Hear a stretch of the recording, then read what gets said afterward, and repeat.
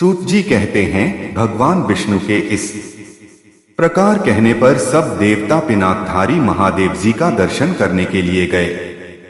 भगवान शिव समुद्र के उस पार उत्तम समाधि लगाए योगासन पर विराजमान थे। उनके पार्षद उन्हें सब ओर से घेरे हुए थे। वे सर्पराज वासुकी को छाती से चिपकाए हुए यज्ञोपवीत की भांति धारण करते थे। कंबल और अश्वतर, इन दोनों नागों को उन्होंने दोनों कानों का कुंडल बना रखा था। करकोटक और कुलिक से उत्तम कंकण का काम लेते हुए उन्हें अपने दोनों हाथों में धारण किया था। शंख और पद्म नामक नाग का भुजबंद धारण करके वे बड़ी शोभा पा रहे थे। पहनने योग्य वस्त्र के स्थान पर उन्होंने बाघ का चमड़ा लपेट रखा था। वे मस्तक पर भागीरथी गंगा तथा अर्धचंद्रयुक्त जटाजूट धारण किए बड़े बड़े ज्ञानी महात्माओं के साथ विराजमान थे। उनके श्रीअंगों की कांति कर्पूर के समान गौर थी और कंठ में नील चिन्ह सुशोभित था। भगवान के पास ही उनके वाहन नंदिकेश्वर भी थे। ऐसी अद्भुत शोभा से युक्त सुरश्रेष्ठ शिव का समस्त देवताओं ने दर्शन किया। उस समय ब्रह्मा, विष्णु, ऋषि, देवता और दानवों ने वेदों और उपनिषदों के अनेक सूक्तों द्वारा भगवान शिव का स्तवन किया। श्री ब्रह्मा जी बोले, कामदेव का अंत करने वाले श्री रुद्रदेव को नमस्कार है, जो प्रकाश स्वरूप होने के कारण भर्ग नाम धारण करते हैं। तीनों लोकों में जिनका सौभाग्य सबसे बढ़कर है, उन त्रिनेत्रधारी भगवान महेश्वर को नमस्कार है। जो संपूर्ण जगत के भरण पोषण करने वाले बंधु हैं तथा यह संपूर्ण विश्व जिनका स्वरूप है, उन भगवान त्र्यंबक को नमस्कार है। भगवान, आप समस्त लोकों के धारण पोषण करने वाले पिता, माता और ईश्वर हैं।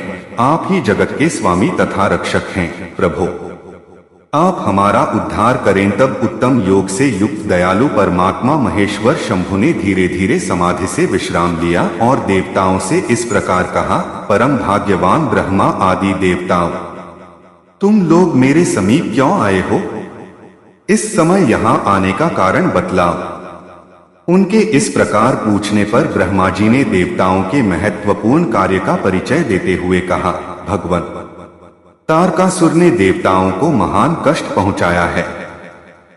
वह देवताओं का घोर शत्रु है। अतः हमारी प्रार्थना है कि आप पार्वती जी का पाणी ग्रहण करें। गिरिराज हिमवान द्वारा दी हुई गिरिजा को आप पाणी ग्रहण की विधि से अंगीकार करें। ब्रह्मा जी की बात सुनकर महादेव जी ने हंसते हुए कहा, जब मैं सर्वसुंदरी गिरिजा देवी का वरण कर लूंगा, तब समस्त सुरेश्वर तथा ऋषिमुनि भी सकाम भाव से युक्त हो जाएंगे और निष्काम भाव से पूर्ण परमार्थ के पथ पर चलने में असमर्थ होंगे। अतः मैंने सबके पारमार्थिक कार्य की सिद्धि के लिए कामदेव को भस्म किया था। मेरे विचार से तो कामदेव के दग्ध होने से ही देवताओं का महान कार्य सिद्ध हुआ है। इस कामधन रूपी कार्य से तुम सब लोग निष्काम हो गए हो। अब जैसा मैं हूं वैसे ही तुम लोग भी हो गए।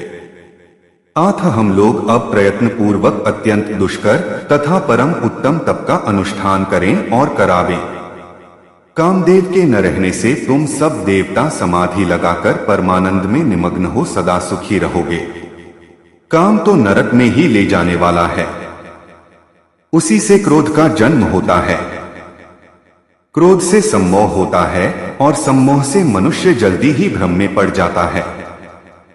अतः सभी श्रेष्ठ देवता काम क्रोध का परित्याग करके शास्त्रों और संतों के सदुपदेशों को माने, उनके अनुसार जीवन बनावें। वृषभ के चिह्न से युक्त ध्वजा धारण करने वाले भगवान महादेव ने इस प्रकार उत्तम बातें सुनाकर देवताओं तथा ऋषिमुनियों को भली भांति समझाया। तत्पश्चात वे पुनः ध्यान लगाकर मौन हो गए। तब वे सब देवता अपने अपने स्थान को चले गए। फिर शिवजी ने बुद्धि के द्वारा मन को आत्मा में एकाग्र करके अपने स्वरूप का इस प्रकार चिंतन किया, जो पर से भी अत्यंत परे, अपने आप में स्थित, मल आदि दोषों से रहित, विघ्न बाधाओं से शून्य, निरंजन, निर्लिप्त तथा निराभास, मिथ्या ज्ञान से रहित है, जिसके विषय में विवेकी विद्वान भी मोहित हो जाते हैं। जहाँ सूर्य, चंद्रमा, अग्नि अथवा नक्षत्र आदि दूसरी किसी ज्योति का प्रकाश नहीं, जहाँ वायु की भी गति कुंठित हो जाती है, जो विचार दृष्टि से भी केवल अद्वितीय सद्वस्तु है, सूक्ष्म तथा सूक्ष्मतर वस्तुओं से भी परे है, जिसका कोई नाम या संकेत नहीं है, जो चिंतन का विषय नहीं है, जिसमें विकार का सर्वथा अभाव है, जो रोग और शोक से सर्वथा दूर है, विशुद्ध ज्ञान ही जिसका स्वरूप है, सर्वत्यागी सन्यासी जिसे प्राप्त होते हैं, जो शब्द या वाणी की पहुंच से परे है, निर्गुण और निर्विकार है, सत्ता मात्र ही जिसका स्वरूप है, जो ज्ञानगम्य होकर भी वास्तव में अगम्य है, वेदांत और आगम भी मूक होकर ही नेति नेति की भाषा में जिसका सर्वदा प्रतिपादन करते हैं, वही सबके ईश्वर पिनाकधारी भगवान वृषध्वज परमार्थ वस्तु परब्रह्म परमात्मा हैं। उन्होंने ही कामदेव का नाश किया है। वे साक्षात परमेश्वर होकर भी तप का सेवन करते हैं। लोमश जी कहते हैं, उधर पार्वती देवी बड़ी कठोर तपस्या में लगी हुई थीं। उस तपस्या से उन्होंने भगवान शंकर को जीत लिया। देवी की तपस्या से हार मानकर भगवान शिव समाधि से विरत हो तुरंत उस स्थान पर गए जहां पार्वती जी विराजमान थीं। वहां पहुंचकर उन्होंने देखा देवी गिरिजा सखियों से घिरी हुई वेदी पर बैठी हैं और चंद्रमा की कला के समान प्रकाशित हो रही हैं।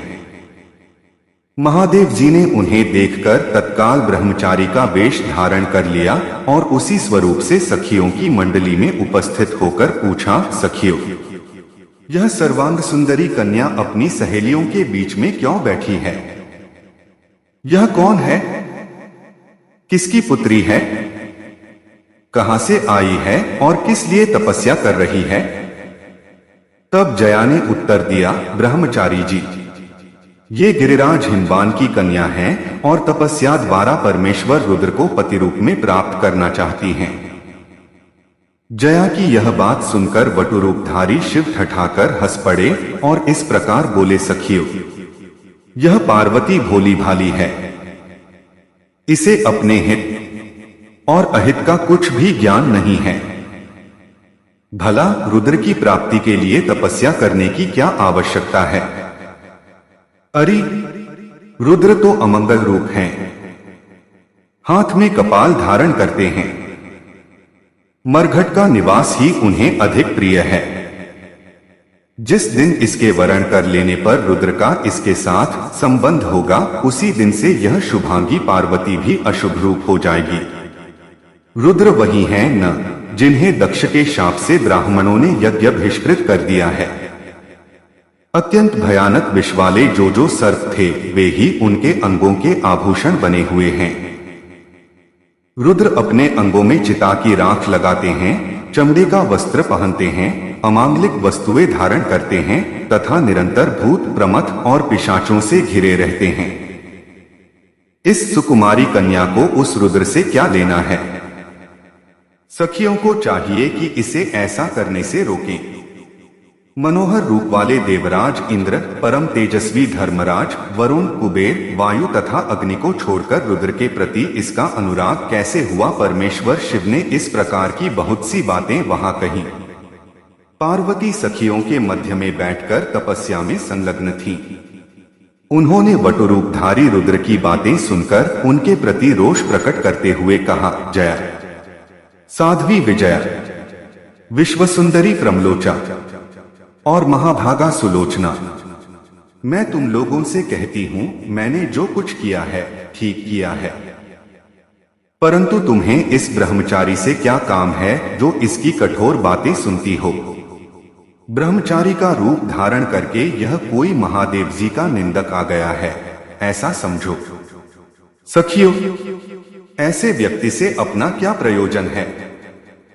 जो महात्माओं की निंदा करने वाले, पापी, कृतघ्न, वेद दूषक, वेदभ्रष्ट और मर्यादाहीन हैं, उन लोगों के साथ बुद्धिमान पुरुषों को वार्तालाप नहीं करना चाहिए। श्रेष्ठ पुरुषों की निंदा सुनकर जो तुरंत वहां से उठकर दूसरे स्थान पर नहीं चले जाते, वे प्रतिष्ठाहीन मानव पाप के भागी होते हैं।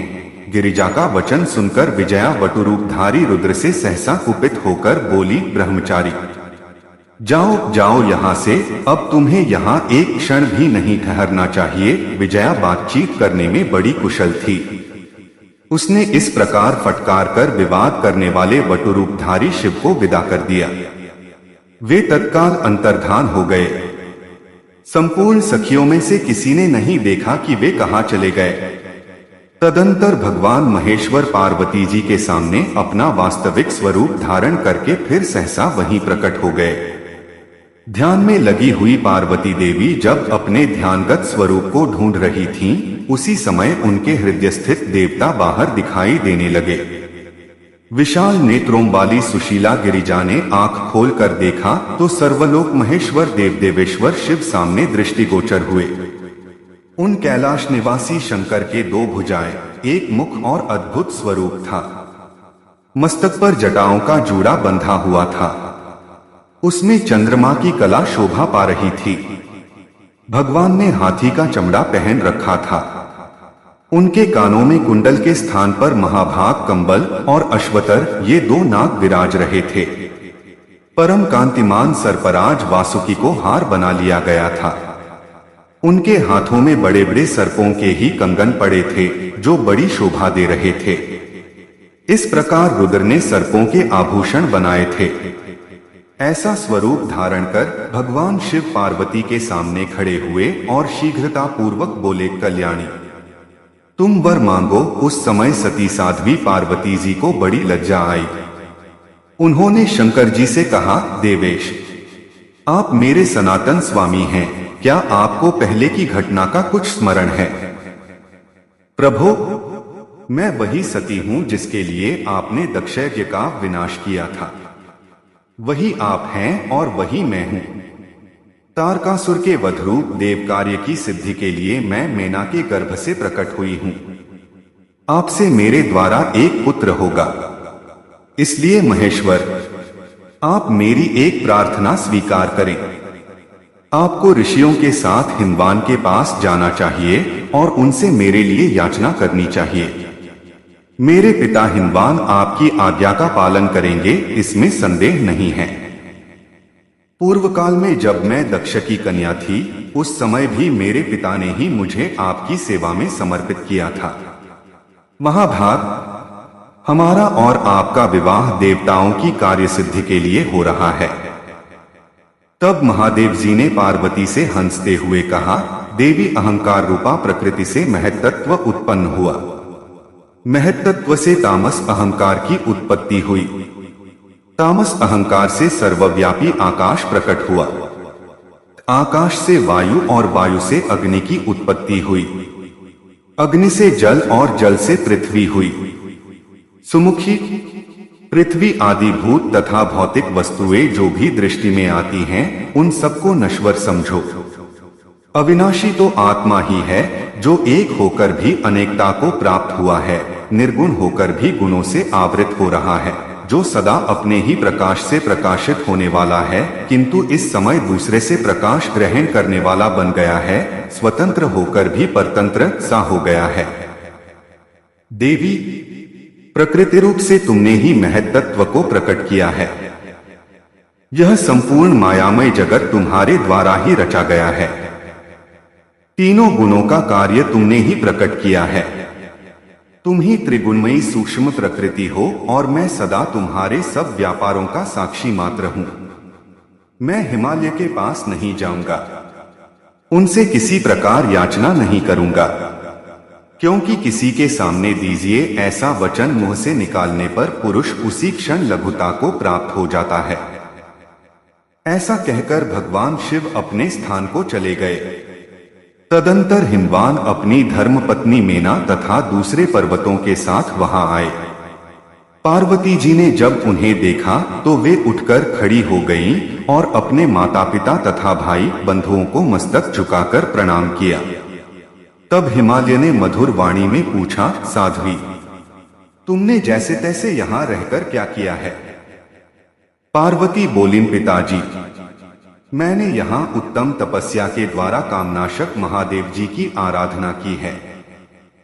मेरा वह महान कार्य जो अन्य सब लोगों के लिए अत्यंत दुर्लभ है, आज सिद्ध हो गया। महादेव जी संतुष्ट होकर यही मेरा वरण करने के लिए पधारे थे। किंतु जब मैंने यह कहा कि मेरे पिता की अनुपस्थिति में इस समय आप मेरा पाणी ग्रहण कैसे कर सकते हैं, तब वे जिस मार्ग से आए थे उसी से लौट गए। पार्वती की यह बात सुनकर बंधु बांधवों सहित धर्मात्मा हिमवान को बड़ी प्रसन्नता हुई। वे अपनी पुत्री से बोले, अब हम सब लोग घर को चलें। उस समय सब लोग एकत्र हो पार्वती को सब ओर से घेरकर खड़े हो गए और उनकी प्रशंसा करने लगे। तदंतर हिमवान पार्वती को अपने घर ले आए। देवता लोग दुंदुभी बजाने लगे, उनके शंख और तूर्य भी बज उठे। इस प्रकार अपने पिता के घर में आई हुई पार्वती उत्कृष्ट तेज से सुशोभित होने लगी। वे मन ही मन सदा भगवान शिव का चिंतन करती रहती थीं। श्रेष्ठ देवता भी उनके प्रति पूज्य भाव रखते थे।